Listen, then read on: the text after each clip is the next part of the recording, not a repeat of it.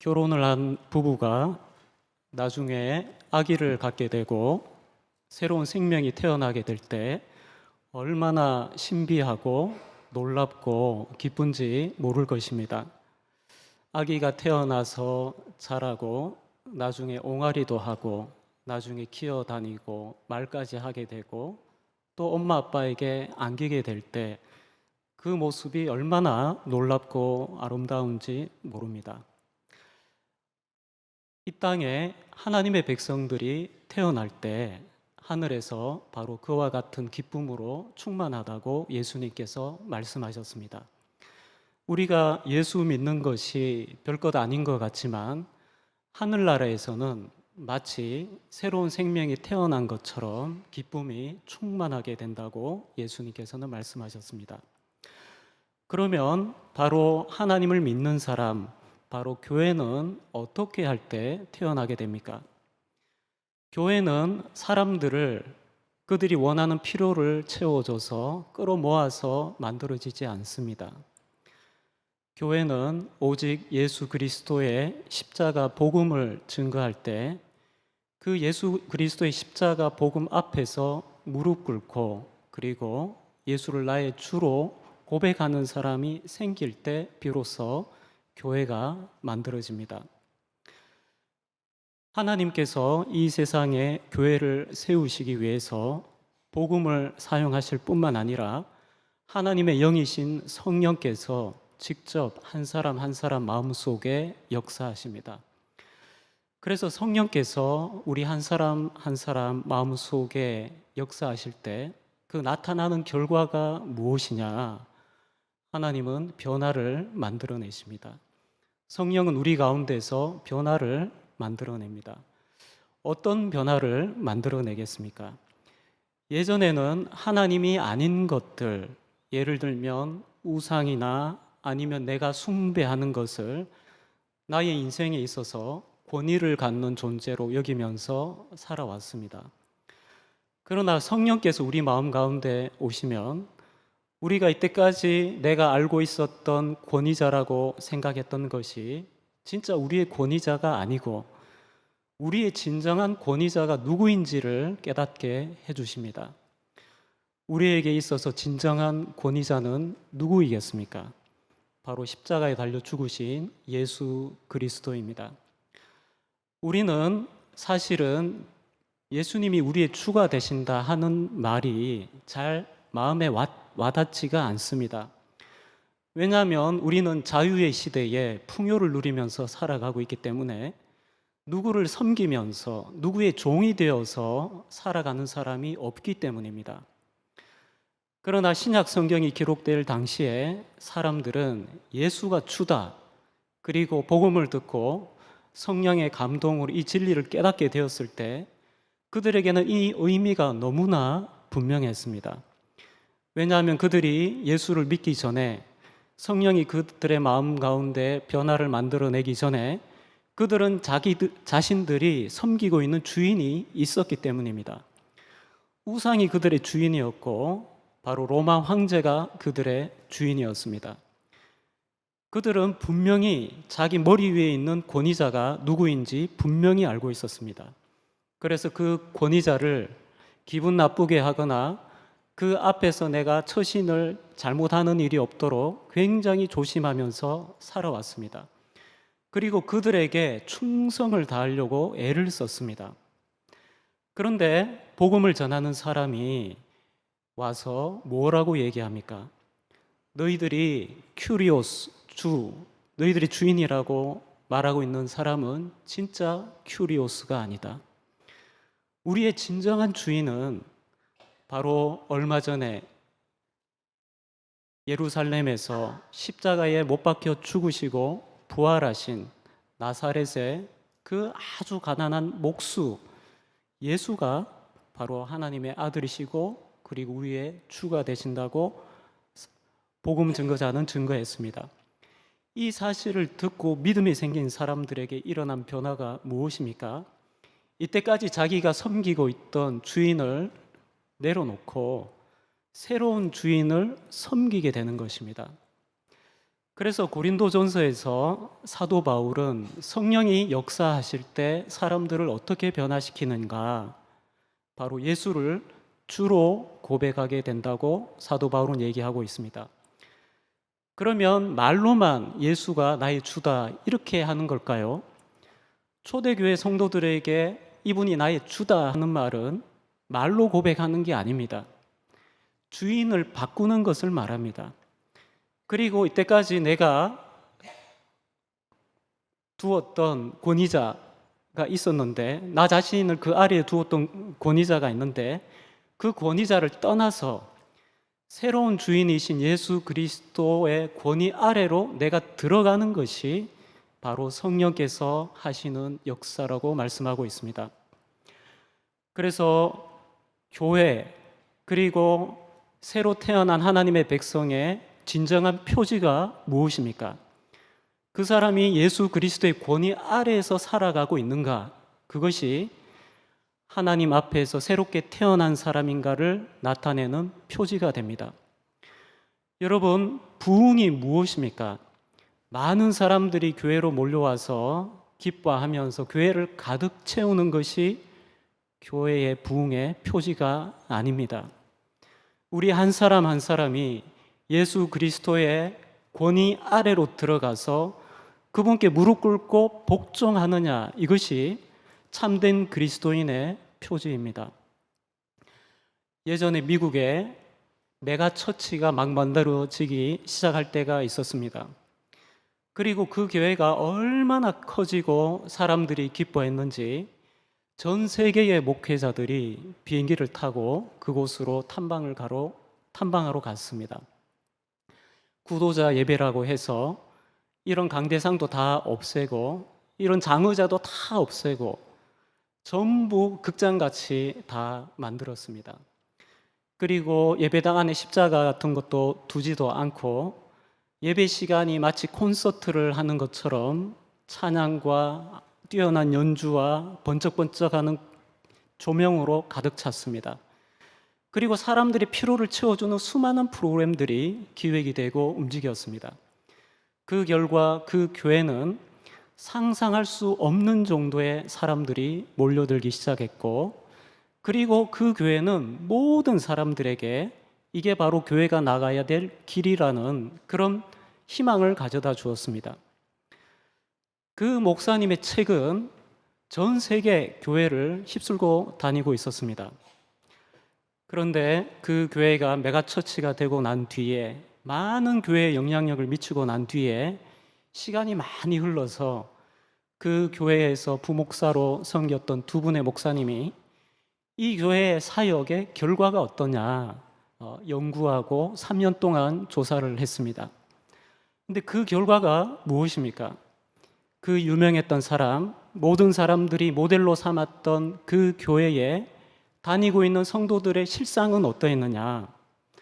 그들은 전혀 예수 그리스도의 제자가 되지 않았다는 사실을 그 연구는 밝혀내고 있습니다. 그래서 이때까지 우리가 하는 사역은 뭔가 문제가 있다, 이렇게 결론이 난 것입니다. 그 교회에 열심히 다니고 있는 사람들은 교회에 열심히 봉사했지만 삶의 현장에서 전혀 죄를 이기지 못하고 있었습니다. 삶의 현장에서 전혀 예수 그리스도의 말씀을 따라서 살아가지 못하고 있었습니다. 왜 그렇습니까? 그 교회에서 바로 성령의 역사가 나타나지 않았기 때문입니다. 성령의 역사는 언제 나타납니까? 예수가 우리의 주라고 하는 이 분명한 복음이 선포될 때, 그리고 우리가 하나님 앞에서 얼마나 큰 죄인인가를 깨닫고 나의 죄를 용서하시고 그리고 나를 죄로부터 건져주시는 그 예수 그리스도가 나의 주가 되신다는 사실을 깨닫고 나의 주인을 바꾸는 데서부터 이 복음의 역사, 성령의 역사는 시작되는 것입니다. 성령의 역사로 만들어지지 않는 교회는 교회가 아닙니다. 사람들의 필요를 만족시켜 주어서 사람들이 몰려드는 것은 부흥이 아닙니다. 그 사람 한 사람이 나 자신을 예수 그리스도의 권위 아래 둘 수 있느냐, 그래서 그분의 말씀에 순종할 수 있느냐, 이것이 참된 교회의 표지가 되는 것입니다. 우리 교회는 지금 4대 담임 목사님 청빙을 앞두고 오랫동안 기도하고 있습니다. 우리는 이 시기에 새로운 우리 교회의 모습에 대해서 하나님의 말씀으로 그림을 그리고 꿈을 꾸며 하나님께 기도해야 될 것입니다. 그러나 우리가 성경 속에서 찾아야 되는 것이 무엇입니까? 하나님이 원하시는 부흥이 무엇이냐 하는 것입니다. 하나님이 진정으로 원하시는 교회의 모습이 무엇이냐? 바로 하나님을 만족해 하는 그런 교회로 우리 교회를 이끌어 갈 수 있는 그런 목회자를 우리가 과연 찾아낼 수 있느냐? 아니면 사람을 만족시키는 그런 목회자를 우리가 찾을 것이냐? 우리는 시험을 지금 치르고 있는 것입니다. 여러분, 교회가 탄생할 때 성령의 역사로 놀라운 교회가 탄생하지만 시간이 지나면 교회는 어떤 어려움에 봉착하게 되겠습니까? 바로 문제가 여기에 있습니다. 예수 믿으면 바로 우리가 이 현실에서 모든 어려움이 다 해결되고, 그리고 우리는 더 이상 육신의 종역에 넘어지지 않고 거의 완전한 수준의 의를 행할 수 있는 자로 변화가 되고, 그리고 모든 사람들이 교회를 우러러 보면서 교회를 높이는 이런 세상에 살게 된다면, 그렇다면 우리는 신앙생활 하는데 아무런 어려움이 없을 것입니다. 그러나 신앙생활의 어려움이 무엇입니까? 우리가 예수를 믿는다고 해도 우리 주위의 환경과 현실은 아무런 변화가 없다는 것입니다. 심지어 내 마음속에 있는 교만과 그리고 육신의 적용은 없어지는 듯 하다가 또 우리가 조금 방심하기만 하면 우리를 또 넘어뜨리려고 합니다.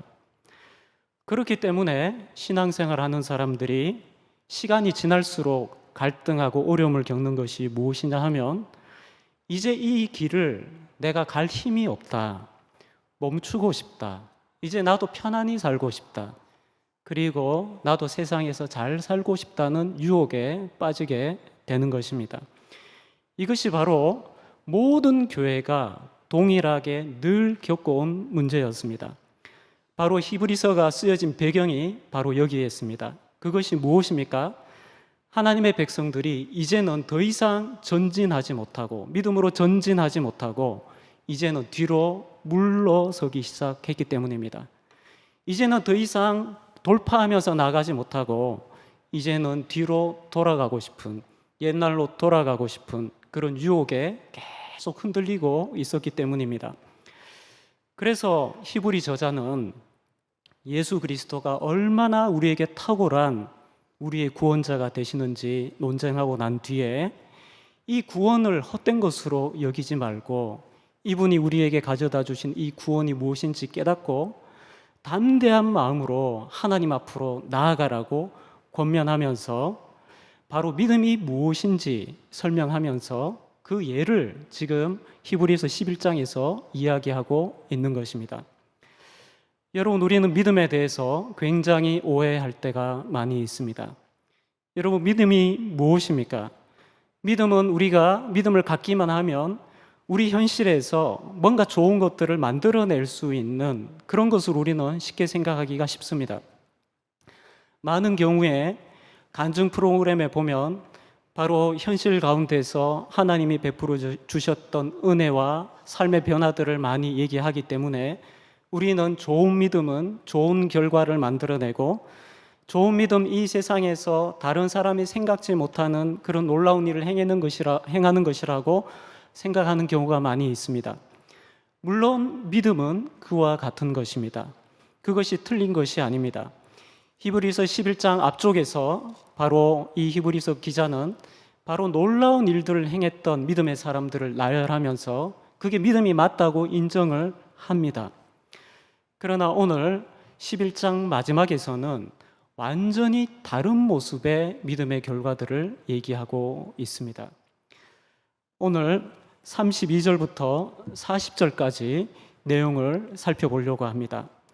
먼저 히브리서 기자는 이때까지 믿음의 사람들에 대한 이야기를 쭉 나열해 왔는데 이렇게 얘기합니다. 32절에 내가 무슨 말을 더 하리요?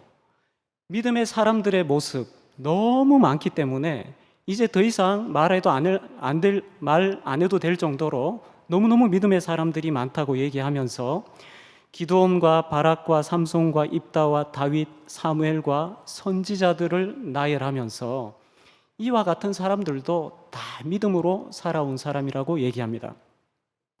앞쪽에서 기록되어 있는 믿음의 사람들이 보여준 믿음은 어떤 것입니까? 히브리서 11장에서 이 히브리서 기자는 믿음을 이렇게 정의합니다. 믿음은 바라는 것들의 실상이요 보이지 않는 것들의 증거니라. 무엇입니까? 믿음은 눈에 보이는 것을 따라가는 것이 아니라는 것입니다. 무엇을 따라가는 것입니까? 눈에 보이지 않는 것을 마치 지금 이루어진 것처럼 보면서 아직 내가 받지 않은 것을 이미 내가 받은 것처럼 여기면서 내가 만져보지도 않은 것을 지금 실제로 내가 만져보고 눈으로 보는 것처럼 실제 하는 것처럼 내가 한 번도 본 적이 없는 것을 확신하는 그 마음으로 살아가는 것이 믿음이라고 얘기합니다. 이 믿음은 오늘 이 시대의 정신과 얼마나 맞지 않습니까? 사람들은 전부 눈에 보이는 것을 쫓아가고 있습니다. 아까 제가 부흥했던, 그러나 그게 진정한 부흥이 아니었다고 했던 그 교회의 예가 무엇입니까? 사람들이 그렇게 몰려든 이유가 무엇이었습니까? 눈에 보이는 것을 따라갔기 때문입니다. 지금 이런 교회가 얼마나 많아졌는지 모릅니다. 그래서 성도들의 모습이 어떻게 바뀌었느냐? 눈에 보이지 않는 것을 보면서 교회로 나오는 것이 아니고 눈에 보이는 것을 찾아다니는 교인들이 많아지고 있습니다. 그래서 사람들이 이렇게 얘기합니다. 지금 양상되고 있는, 만들어지고 있는 성도들은 쇼핑하는 성도들과 같다. 나의 피로를 채우기 위해서 나의 피로를 채워줄 만한 곳이 어딘지 찾아다니는 그런 소비자와 같은 성도들과 같다. 전부 내가 중심이고 내가 우상입니다. 교회에 가서 열심히 예배드리고 열심히 찬양하지만 나를 만족시키고 나 자신을 감동케 하고 나를 섬기는 그런 예배가 되고 있습니다. 그러나 히브리서 저자는 무엇이라고 얘기합니까? 믿음은 눈에 보이는 것을 따라가는 것이 아니고 눈에 보이지 않는 것, 내가 아직 한 번도 보지 못한 것, 그러나 하나님이 약속하셨던 그 약속을 붙들고 지금 그것이 완전히 마치 이루어진 것처럼 그렇게 살아가는 것이 바로 믿음이라고 얘기합니다. 그래서 히브리서 11장의 앞쪽에 나와 있던 모든 사람들의 그 삶의 모습이 무엇인가요? 그들은 약속은 있었지만 실제로 받은 게 없었습니다. 아브라함은 가나안 땅을 약속받았지만 그것이 실제로 자신의 것을 얻지 못했습니다. 그러나 그는 자신의 본향을 떠났습니다. 노아는 어떻게 했습니까? 태어나서 한 번도 비가 쏟아지는 것을 본 적도 없는 사람입니다. 그러나 하나님의 말씀을 듣고 비가 지금 쏟아지는 것처럼 생각하고 방주를 만들었습니다. 노아에게 있어서 하나님의 말씀은 실제와 같았던 것입니다. 히브리서 기자는 지금 이 히브리서 말씀을 통해서 뭐라고 말씀하고 있습니까? 우리가 섬기고 있는 예수 그리스도가 우리에게 어떤 은혜를 베풀어 주셨는가? 구약의 모든 제사들 전부 필요 없을 정도로 자기 자신을 단 한 번의 제사로 우리 죄를 모두 속하시고 우리를 완전한 하나님의 백성으로 만들었기 때문에 이제는 우리가 하나님 앞에서 양심이 부끄러울 것 없이 깨끗한 양심으로 설 수 있도록 우리를 만들어 주신 분이 바로 이 그리스도라고 얘기하면서 그분이 장차 다시 오실 때 우리에게 가져다 주실 그 완전한 구원을 기다리면서 열심히 믿음으로 나아가라고 지금 권면하고 있는 것입니다.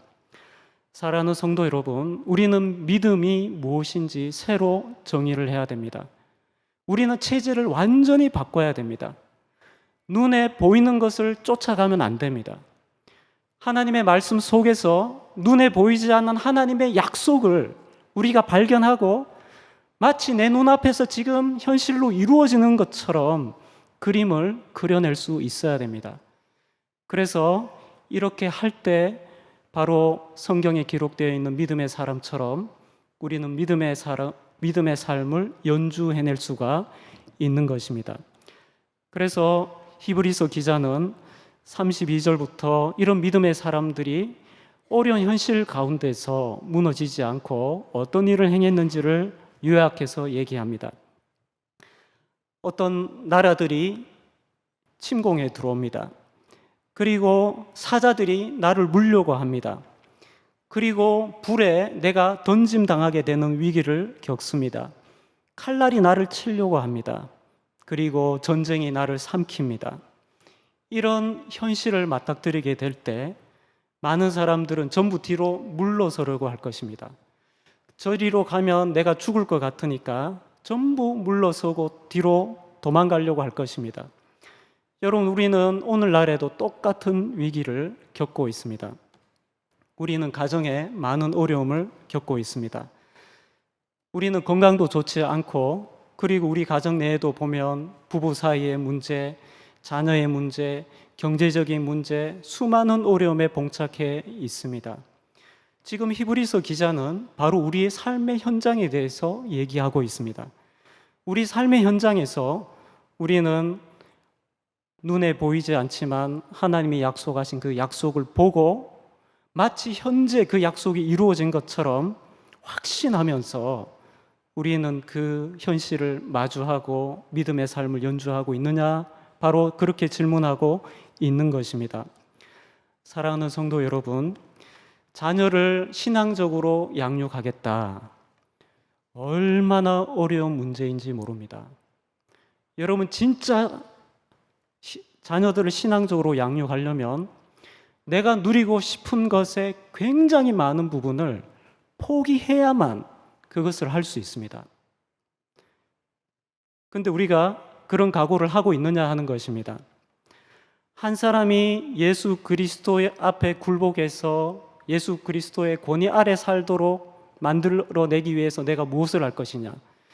주일학교에서 어린 아이들이 예수 그리스도의 제자가 되도록 하기 위해서 무엇을 해야 될 것이냐?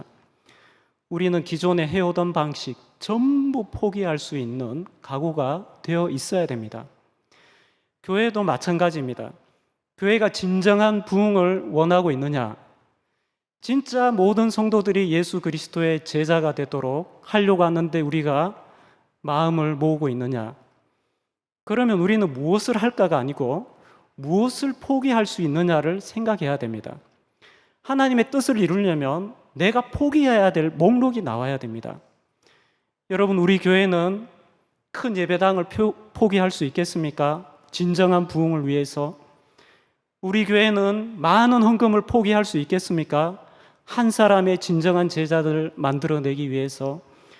우리는 진정한 부흥을 만들어내기 위해서 안락함과 편안함을 포기할 수 있습니까? 지금 히브리서 기자는 바로 그런 걸 포기하고 마치 하나님의 은혜가 지금 임한 것처럼 생각하고 갈 수 있어야 된다고 지금 계속 도전하고 있는 것입니다. 이 당시에 많은 믿음의 사람들이 경험했던 어려움이 또 뭐가 있습니까? 32절에 자기의 죽은 자들로 부활로 받아들이기도 하며, 여자들이 그와 같이 한 적이 있다고 얘기합니다. 무슨 말입니까? 엘리야와 함께 했던 사렙다 가부는 믿음으로 살았는데 그 결과는 자기 아들이 죽는 것이었습니다.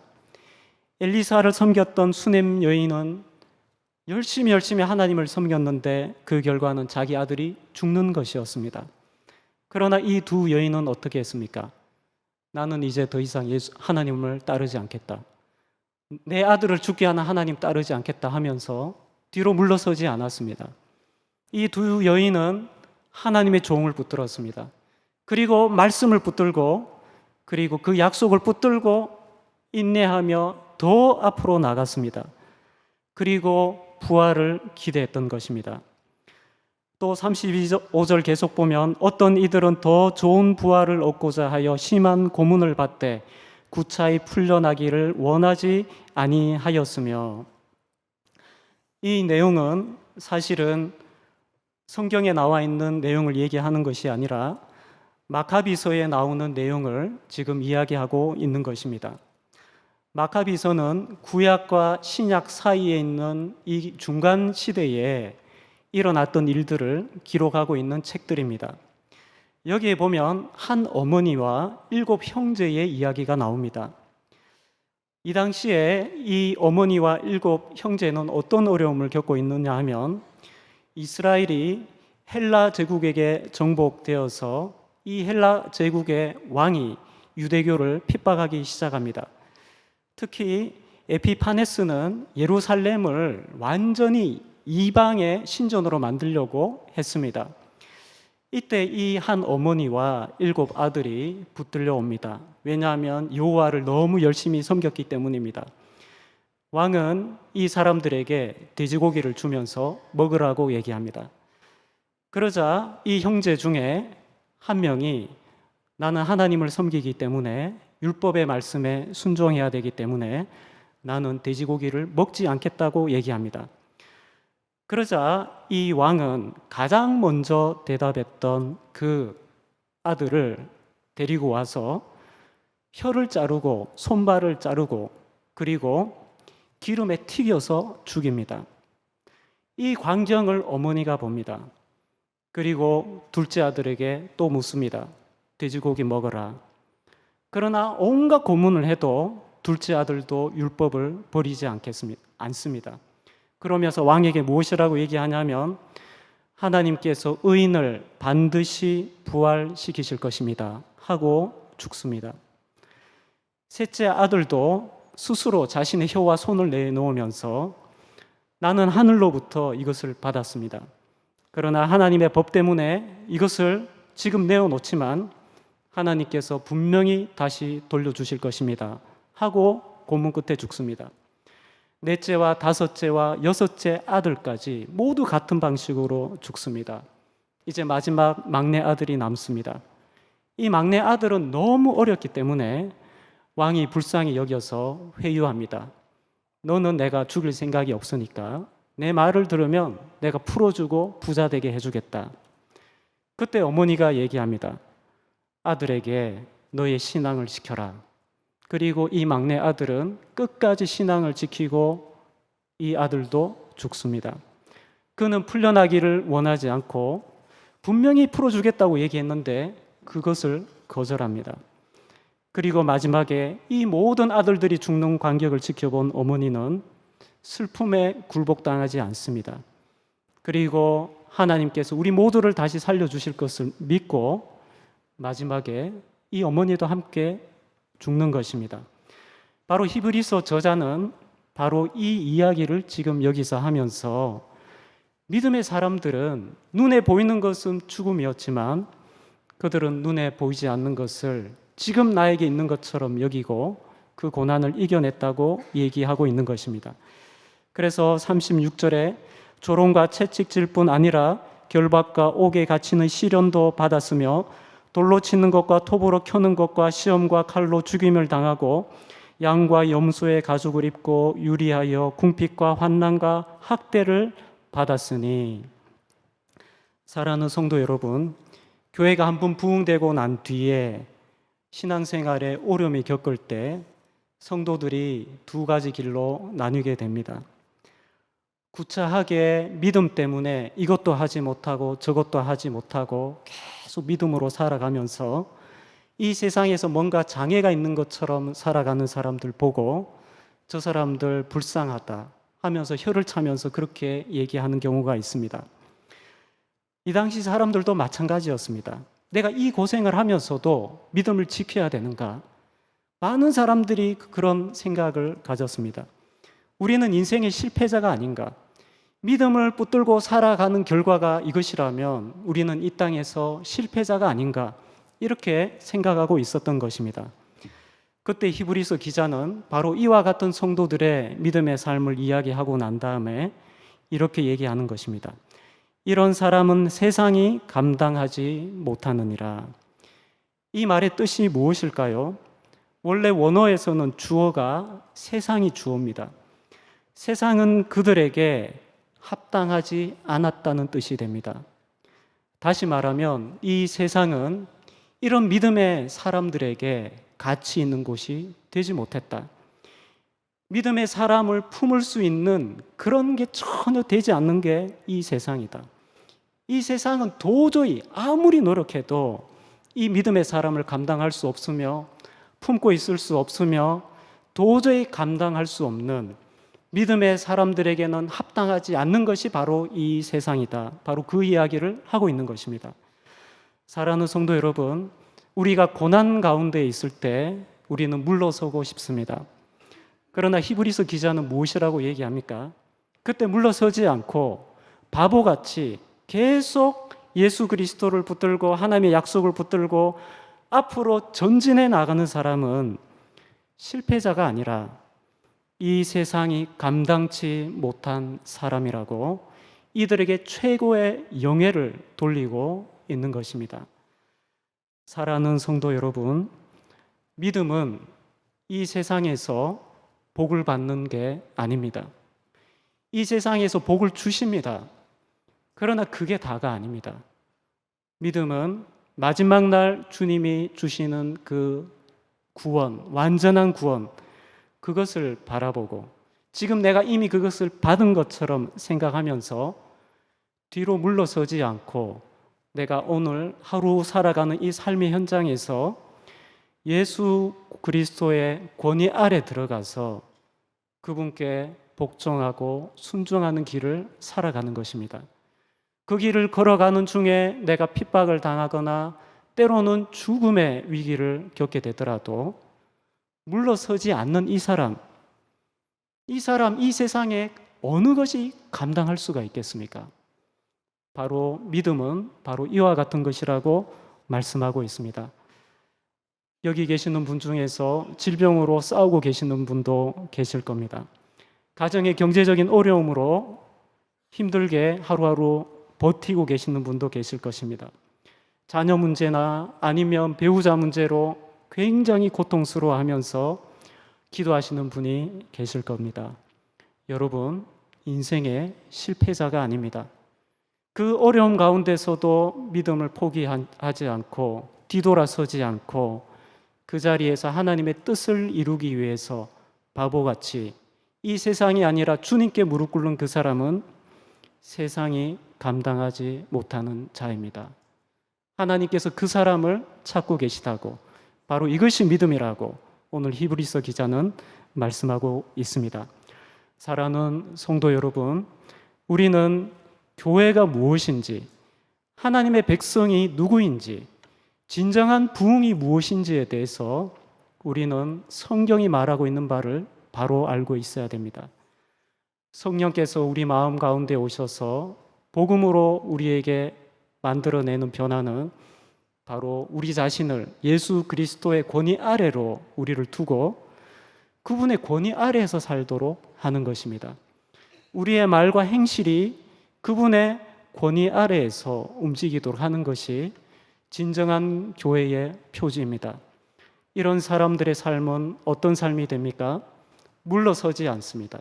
어려움은 계속 파도와 같이 계속 몰려오지만 뒤돌아서지 않습니다. 물러서지 않습니다. 계속 앞으로 주님께 나아가고 하나님께 나아갑니다. 마치 지금 영원한 구원이 내 손에 잡혀 있는 것처럼 생각하면서 믿음으로 나가는 것입니다. 우리 동북의 모든 성도님들이 바로 이와 같은 믿음으로 하나님의 마음을 시원하게 해드리는 우리 모든 성도님들 다 되시기 바랍니다. 기도하겠습니다. 사랑과 은혜가 풍성하신 하나님 아버지, 오늘 말씀을 통해서 무엇이 교회인지, 무엇이 진정한 성도인지 가르쳐 주셔서 감사합니다. 특별히 오늘 말씀을 통해서 우리가 지금까지 오해하고 있었던 믿음에 대해서 히브리서 기자가 무엇이라고 가르쳐 주고 있는지 가르쳐 주셔서 감사합니다.